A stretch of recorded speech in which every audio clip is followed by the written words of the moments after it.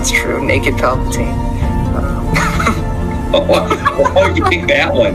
Fresh out of the clone tank, nude Palpatine is my Well, that's the first thing I think of when you say Dark Empire Palpatine.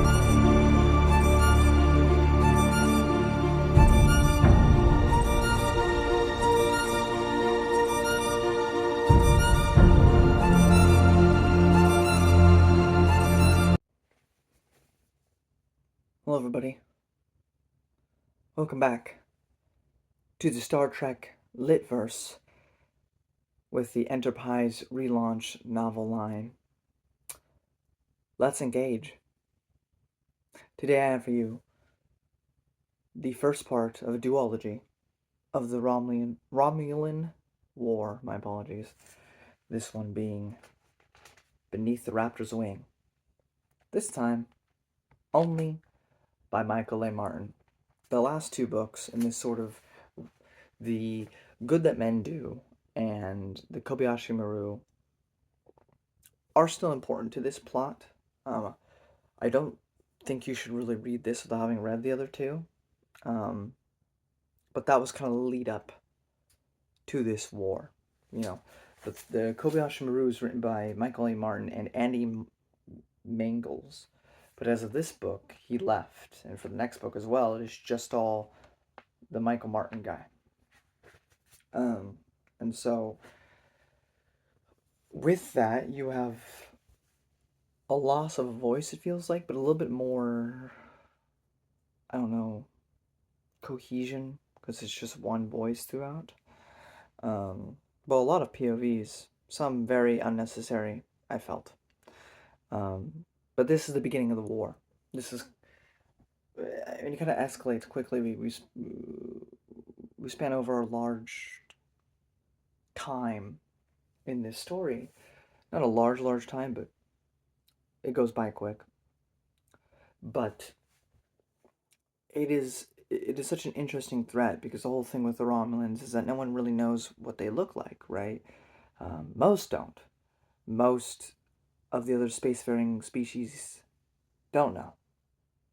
Now, it's not really a contradiction. In fact, I think it makes more sense than no one ever knowing, because, like, how? Most of the Vulcan military don't know. Most of the Vulcan political figures don't know. Most of the Romulan military figures don't know. Most of the Romulan political figures don't know. But the ones at the very, very top of both do know that they are cousins to each other. That they were at one point one and the same. The Vulcans see it as probably their biggest embarrassment in their history, more so even than their violent past, is the fact that the Romulans even exist to continue acting in such a way. Whereas, on the opposite side, you have the Romulans, at least the ones at the higher echelon that know still, are embarrassed by what the Vulcans have turned into. So both parties actively don't want it to be known that they are in any way, shape, or form related to one another. So, at times, it causes problems because now, we're seeing the Raptors, we're seeing those ships, those iconic ships, but we're not seeing the Vulcans, and if we see, if there's a non-ship combat, if it's not Wrath of Khan, where it's just Khan fighting from a ship, if it is actual ground combat, they're always wearing, like, helmets or something.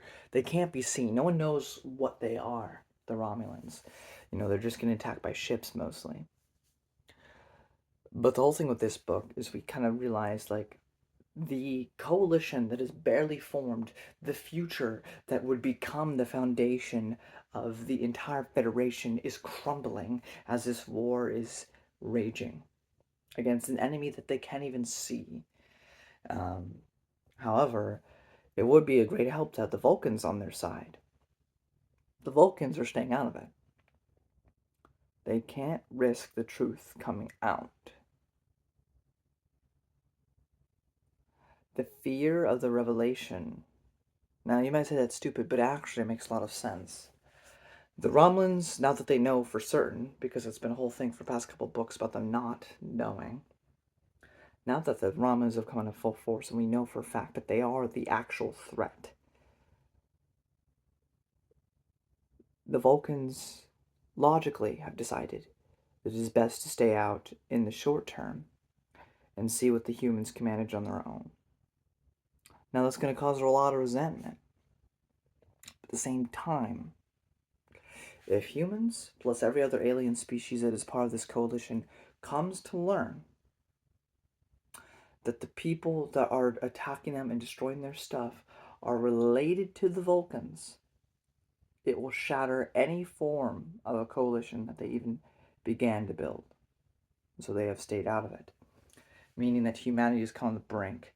And as every alien species kind of starts to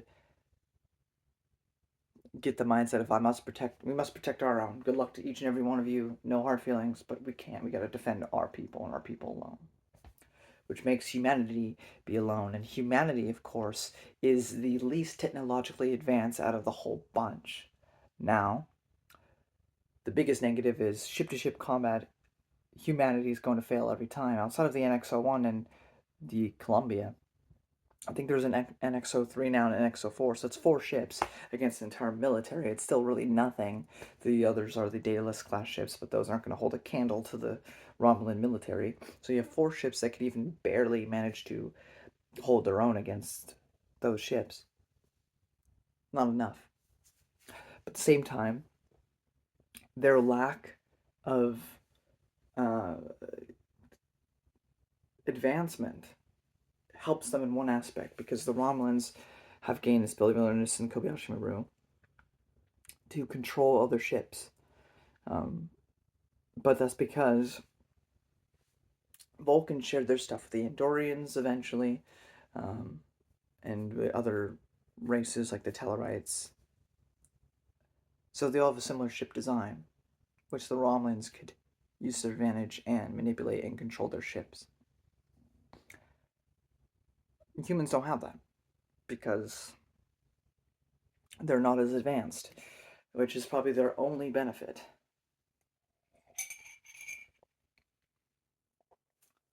So, by the end of this story, humanity is kind of all alone. And how are they going to get help? We do get a flash forward at the very beginning of this book of Archer trying to convince the Klingons to join this fight. Will they? I guess we'll have to wait for the next book to find out. But that was kind of the teaser at the beginning of this book, as it jumped ahead in time. But yeah, with this book, we get more of Tucker, of Trip. But instead of being under the Romulan, side of things, he alters his face again to become a Vulcan and work for the Vulcan Security Bureau. Because yes, even the Vulcans have it as well. Just like Section 31, they have their own bit of stuff. Because, it is kind of logical to have that, even if it goes against some of their public beliefs. But it makes sense that they have it, I think. But, so we get more Trip with that. Archer's still dealing with the terrible decision, the no-win scenario he had to make in Kobayashi Maru. And, it's a lot of fun. It's not the most page-turning thing ever. There's a lot of politics from every perspective. If you're into strategy, if the combat of Wrath of Khan was like one of your favorite things, you're probably going to really enjoy it. Now, I'm much more of a visual person, even when it comes to that sort of thing, so it didn't really hit me the same. But there's a lot of like that sort of ship-to-ship, like, where it's not Star Wars, it's not, it's not for the spectacle, it's more the tactical maneuvering on all sides, from the Romulans to the humans to whatever. And then a lot of emotional moments between Archer, T'Pol, especially Trip and T'Pol. There's a lot of good things in here. Again, would have been amazing to see on screen, but it is 2025. That show came out when I came to be born, because I'm an old man now, getting past my prime. I say that I'm only 24, but the point stands. Enterprise came out when I came to be, and it is not likely to get a continuation ever. So if you want more after the events where the show ends, this is it. And it feels like it. All the characters feel like themselves. This feels like a natural trajectory from where we left off. I just wish I could have seen these actors be in some of these scenes in, you know, live action instead of just in my mind. But overall, another fantastic entry, and I look forward to seeing the conclusion of the Romulan War, which after that, you'll then go up to the series Rise of the Federation. I'm getting spoilers. If you don't want that, there's the door. I don't have too many.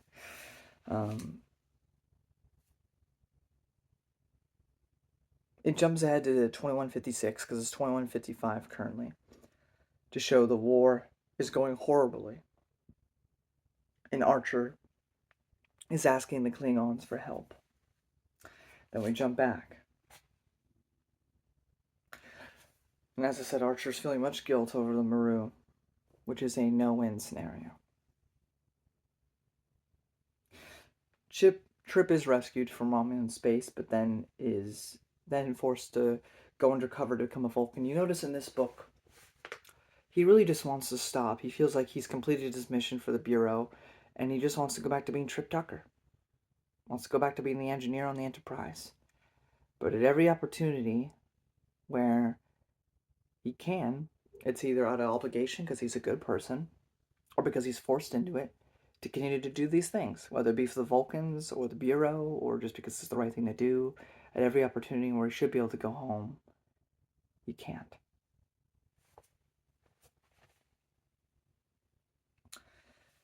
Minister T'Pau and Zaval have this, that really puts into perspective this amazing conversation.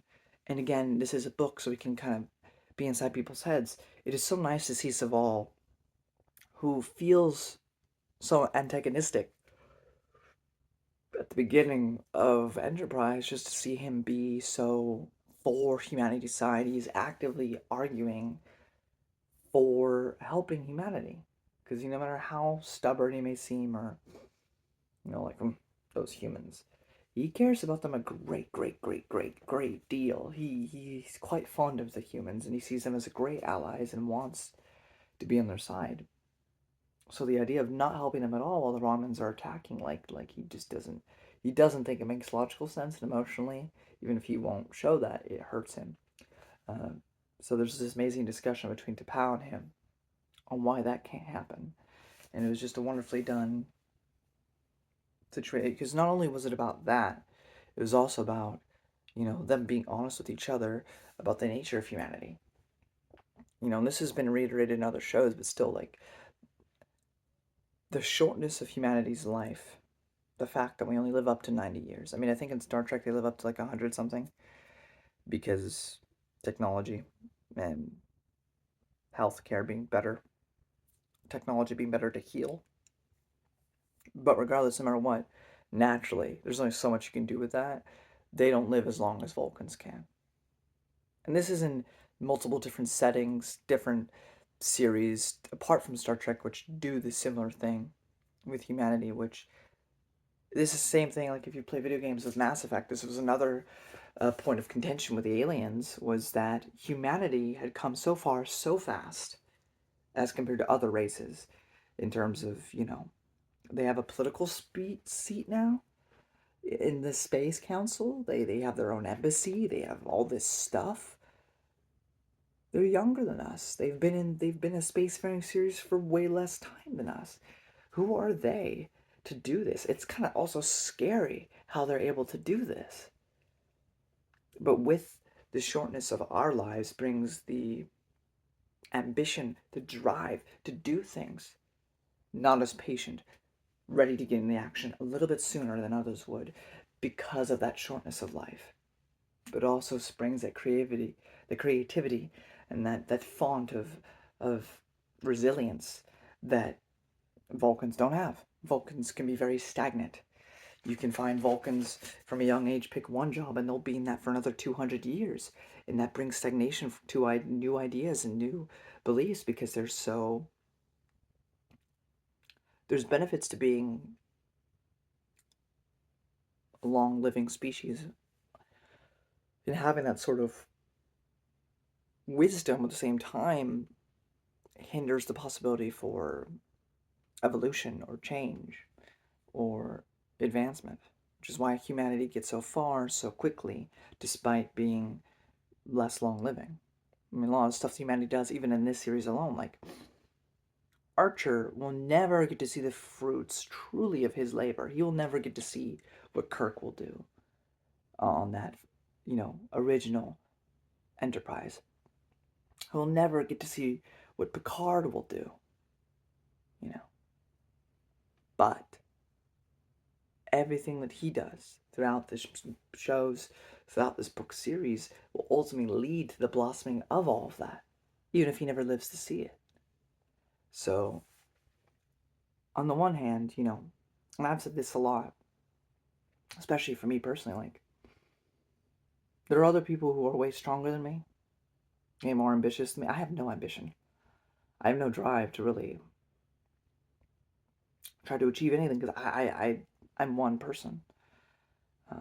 Maybe if I was an authority of power, like if I was in office or, I can make that change, but I'm not. I can't. Nothing will change regardless of my decision to do one thing or not. The weight of the world does not depend on my shoulders. But for Archer, it kind of does. So, while he may never live to see what he will do, he's very important to the very foundation of everything that we originally came to love. So, it is just a lot of stuff that T'Pau and Zavala talk about that is just really, it feels like something you'd see from the show, like in terms of like a sort of philosophical discussion.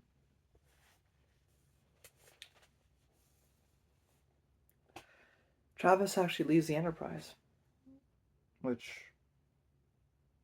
I think the main reason why this happens is because of the show writers. I mean, what does Travis ever do except for pilot the ship? Like, anyone can do that. You don't need a paid regular to pilot the ship. We don't have a paid regular on, like, any of the shows for, like, just piloting the ship. Because that's all he does. And I know they try to do some stuff within the show, but Travis just kind of, it's not the actor's fault. It's just they didn't give him much to do. So they kind of get rid of him. I thought they would do the same thing with Hoshi, because she considers leaving, but she ultimately ends up staying. But Travis leaves because of the decisions made in the previous book, and he doesn't feel comfortable staying anymore. But what's interesting is he does go on to become the pilot of the 4th recently made Enterprise ship, but this one's titled, or NX-01, but this one's NX-04. Interestingly enough, it's called the Discovery. Now, I doubt it's the same ship that we would see in Discovery, but I still thought it was a little interesting thing to mention. Also apologize for a little, accidentally hit the camera. And then Phlox and Archer have this amazing discussion. Again, this feels like something straight out of the show that you would see between these two actors. I can hear it. I can see it. Phlox talks about his hesitancy to continue to be a doctor in this wartime, because sure, he's not contributing to the war, to the deaths of anyone, but still, he just feels uncomfortable being in the situation like that. But at the same time, it is the lesser of two evils. He could just not help at all. But what good would that do? When he could help save lives. And so he tries to use that analogy on Archer. It was a no-win scenario. but you chose the best of what you had, and you said, "I will never leave." And if I seriously did leave, it would only be because these types of decisions became too easy for you. It should never be easy. And as long as it's hard for you, then I trust you. And it was just, it was a wonderful discussion between them. Beyond that, I didn't write any notes, but there's just, a lot going on. The wars continue to rage. There's a bunch of nice moments between T'Pol and Trip. And there's definitely a lot of emotion behind T'Pol in this. But again, this is after 4 seasons of development. Like, we know that she's not like a typical Vulcan. We know that. She does this excellent job of hiding her emotions while very clearly telegraphing her emotions throughout all 4 seasons. We know that she feels, and she feels deeply, and her and Trip have that deep connection, and it becomes clear because we can see in her thoughts how deeply in love she is with Trip and how deeply in love Trip is with her. And so you get a lot of those moments that I think work really well. Of course, it wouldn't work on its own. Like, you can't read these books without having watched the show. I don't know why you would want to anyway, but it just clicks so well. And I sincerely hope that by the end of the relaunch novel run that they just get to live together happily somewhere quietly, But as I said, things continue to get worse and worse, and there's seemingly no better end in sight. But we know that at the beginning of the book, that it jumped ahead in time, and that Archer went to talk to the Klingons. So what will come of that? I guess we'll have to wait and see. But overall, those are my thoughts. Really enjoy the novel, and I'm looking forward to seeing the finale of this Romulan War. So until then, live long and prosper. Bye-bye.